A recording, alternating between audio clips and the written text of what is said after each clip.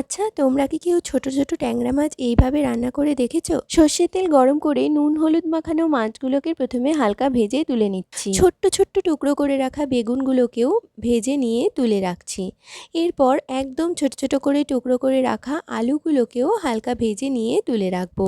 গোটা শুকনো লঙ্কা আর অল্প কালো জিরে ফোড়ন দিয়ে ফোড়নটাকে একটুখানি ভেজে নিয়ে পেঁয়াজ কুচিগুলোকে দিয়ে পেঁয়াজটাকে হালকা লাল করে ভেজে নেব। এরপর আদা, পেঁয়াজ আর কাঁচা লঙ্কা বাটা দিয়ে ভালো করে কষিয়ে নেব। হলুদ গুঁড়ো, লঙ্কা গুঁড়ো, জিরে গুঁড়ো আর অল্প কাশ্মীরি লঙ্কার গুঁড়ো দিয়ে সামান্য জল দিয়ে ভালো করে মশলাটাকে কষিয়ে নেব।